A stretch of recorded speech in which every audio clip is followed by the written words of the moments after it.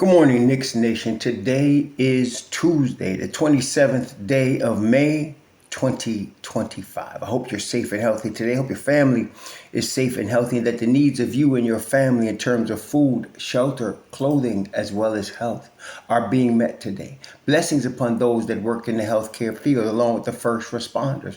Blessings upon those that pick up garbage, keep our places clean, and blessings upon those that make deliveries for our convenience. Double blessings on the men and women that are out here trying to help rescue, deliver, and recover teenagers and children that are victims of child molestation and pedophilia. People that are out here trying to help those that are victims of prostitution, child prostitution, pornography, child pornography, human trafficking, and sex slavery. Double curses upon all the perpetrators. Double curses on all those who profit, and double curses on the perverts that drive the great demand to make these multi-billion-dollar industries exist. Finally, blessings upon the homeless. More than 700,000 men, women, children, families, senior citizens, and military veterans homeless in the United States of America. Blessings upon them, for theirs is the kingdom. There's going to be a basketball game in Indiana tonight, televised on, unfortunately, TNT. It's going to be the New York Knicks against the Indiana Pacers in Game 4 of the playoffs. Now, Indiana leads the Knicks 2-1. The Knicks just won a very important victory on Sunday to avoid going down 3-0. But if they don't win tonight, it will still be 3-1, which is not a good position to be in if you're in New York. So you must win tonight. The BSPN odds makers are giving the Pacers a 56% chance of winning the game tonight. Of course, me and BSPN very rarely ever agree, and we don't agree now.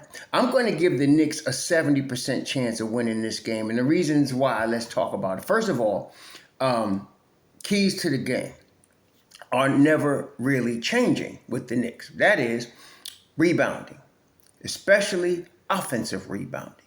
Also, keeping the turnovers low, which they've been having a problem with.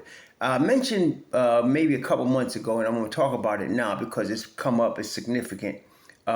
There are turnovers, right? But then there are bad turnovers. A bad turnover is a turnover that kills a momentum. So if the Knicks are gaining momentum, and you could see momentum in the game, one team is starting to score, you could see the energy favoring one of the two teams at different points in the game. It usually goes back and forth in a game, in playoff games like these and series like these. So there's been times when the Knicks are gaining momentum. And then in the middle of the momentum, there's a turnover. And usually it's a bad turnover if it breaks your momentum and causes the other team to score off that turnover. Now, for example, in the previous game, Jalen Brunson only had like 3 turnovers, but 2 of them were back-breaking momentum changing turnovers that really swung the game toward the Pacers. Now, the Knicks did overcome them, but even Brunson will admit those were unnecessary turnovers. First one was he tried to force a pass that he shouldn't have tried to force. Second one was he was trying to bring the ball up against the Indiana pressure, and it caused a turnover.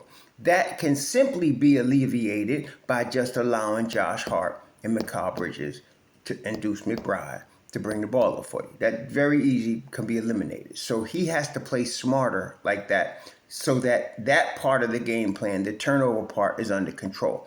The Knicks can stay with 10 turnovers in that range. They're in good shape there. Rebounding, of course, the change in the lineup, bringing Mitchell Robinson into the starting lineup helps the Knicks. Now, they still lost the rebounding battle overall by 37-38 in the last game, but they won the offensive rebounding battle, as you would expect with Mitchell Robinson in the lineup, the starting lineup, and of course that was proved to be the case. So the Knicks out-rebounded them on offensive glass. I think they won that battle by 4 the last time. That's 4 extra possessions you get if you're the Knicks because of Mitchell Robinson. So that's important. Of course, stay home with your shooters. Stay home with your shooters. Stay home with your shooters. Period. End of story. Karl Anthony Towns and now what they're going to do, Karl Anthony Towns is very important here because what they're going to do, Again, we already know what Indiana's going to do. They're going to try to wear the Knicks down with their depth. They're not going to change. They're built that way. They're also very good at creating mismatches. And so they're very good at getting, it's Raymond and Miles Turner on a shorter dude, preferably Brunson, but they'll do it with Deuce, they will do it with Brunson, they'll do it with Hart.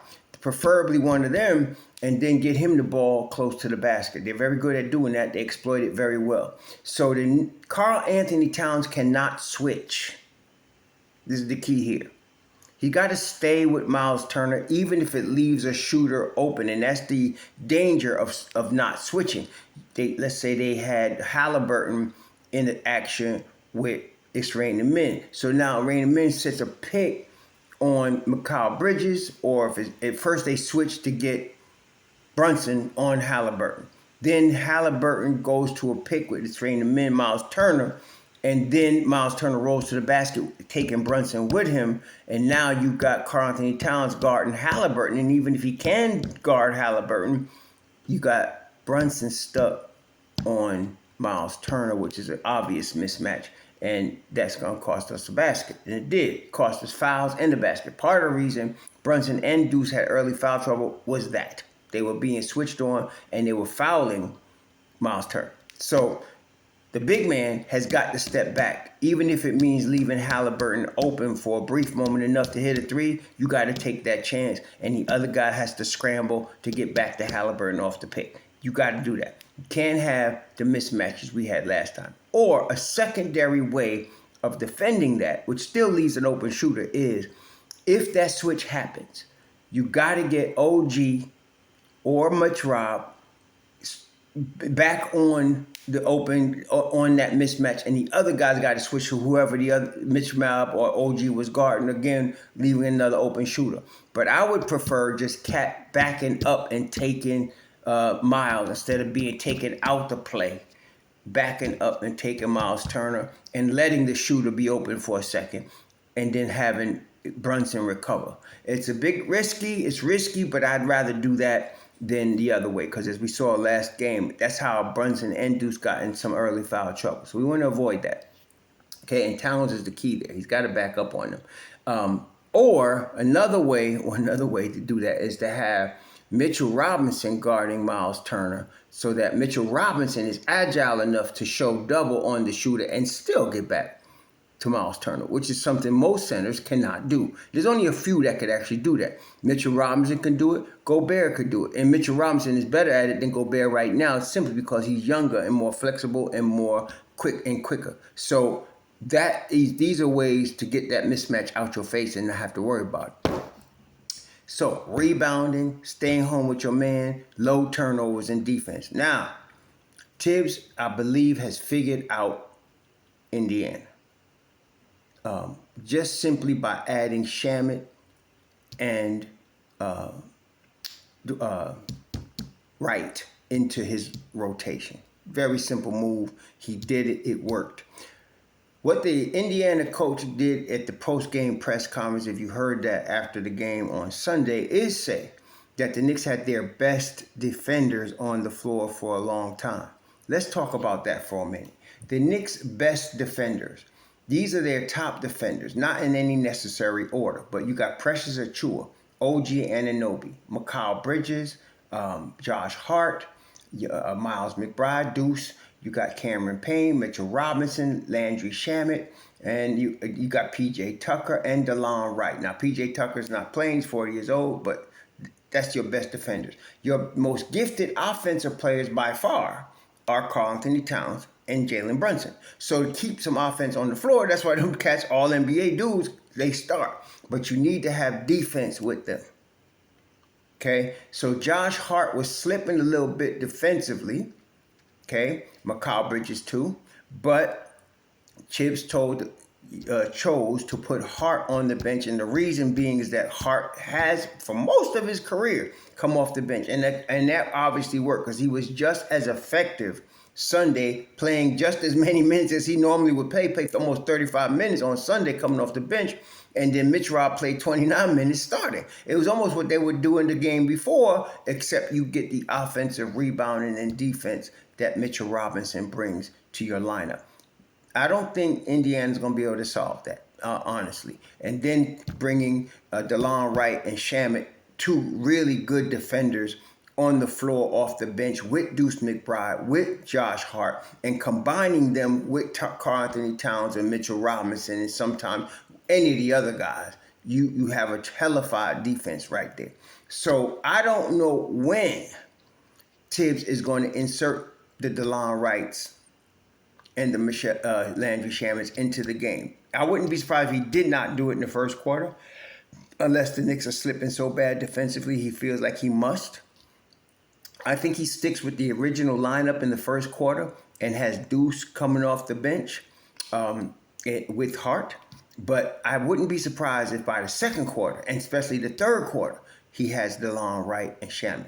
That's for two reasons. Number one, you give your regular rotation a chance to get in the flow. The only reason DeLon Wright and Shamet will be out there is to help breaking the press and defense, or vice versa. Defense and help break the press.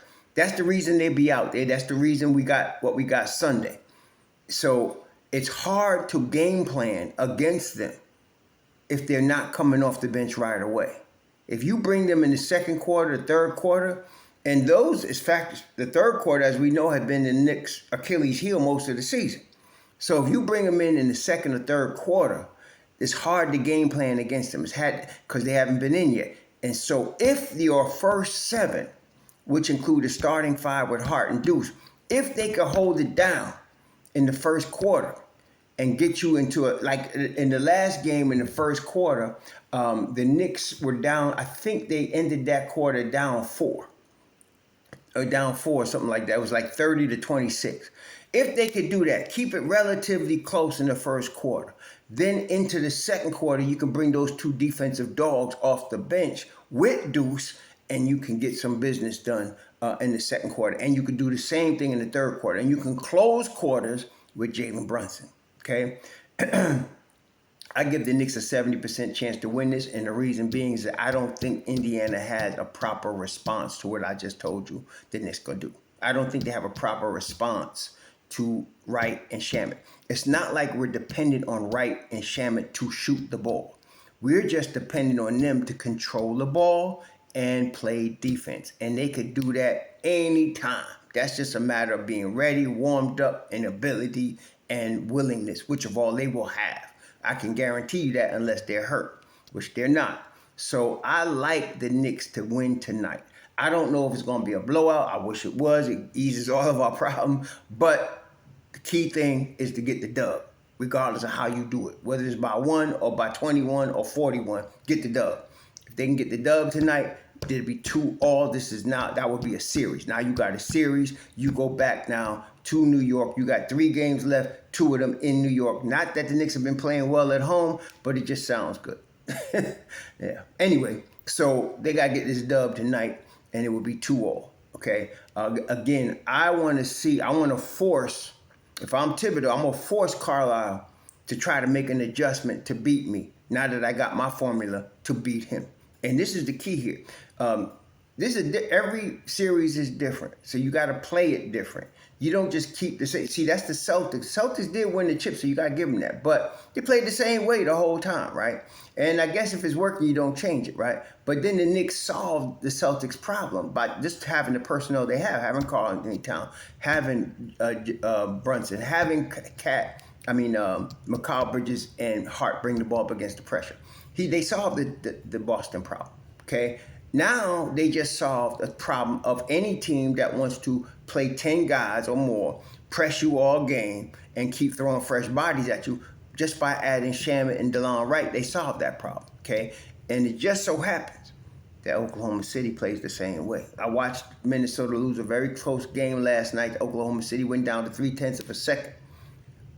Problem was, Minnesota's trying to guard the MVP with Nicole Alexander-Walker. No knock on Nicole Alexander-Walker, but you got to bring more than that against the MVP. Okay, you got to bring more than that against the MVP, and you got to have somebody pick up. And J-Dub J-Dub was tough. He's all NBA. See? So now you got a backcourt, which I thought he would be anyway. J-Dub been that dude since he came in the league as a rookie, honestly. He surprised everybody coming out of Santa Clara. But he's that dude now. He's officially that dude. He's all NBA. So with that being the case, you got two threats in the backcourt, two all NBA threats in the backcourt. An MVP and an all NBA guy, you're going to have to come hard with them, okay? Now, the Knicks do have McCall and OG. We'll deal with that as we get to it, but that's going to be a tough series. But my point in bringing up OKC is they play very similar to Indiana. They play the game very similarly, coming at you with multiple dudes, bringing fresh dudes off the bench. They play very similarly to Indiana. Very tough defensively. And so Indiana, if this continues to work against them, I can see this formula moving forward in the next series, should we get there. Hopefully we will. So it starts tonight, though. Tonight is all that matters. Tonight's all that matters. And so they got to get this dub tonight. I like the formula Thibs used. I think he's going to use it some more with DeLon Wright and Shamet coming into the game and putting pressure on whoever the backcourt happens to be. And, it's Haliburton and you got Nembhart, but then, of course, you got Shepard. You got Mathurin. You may have and you're going to probably get more Shepard and Mathurin tonight because we know that Nesmith hurt his ankle. And listen, Nesmith is a fantastic player. But I'm going to tell you, they ain't missing no steps with Mathurin. That's a guy I liked coming out of Arizona. I was high on him when he came out, and as we can see the reasons why he can flat out ball. And Shepard's a dude come out of nowhere, a defensive grinder. So, they ain't going to miss too much if they lose Nesmith. They got backup for series for them. So, whatever. But Nesmith might try to go tonight. He, of course, the Knicks will attack him. If he does, they will. And so if he decides he can't go no more, they'll bring in two other dudes that can ball just as well. So we ain't, getting no advantage here. But sticking with the game plan will be the advantage. The Knicks have the game plan. They have the formula. They got the personnel. Let's get this done. We need this dub tonight. And the thing is that we're not even worried about if they get a 20-point lead off. No, we're not. Knicks could come back. Hopefully that don't happen. You all enjoy the game tonight. Let's stay cool, stay safe.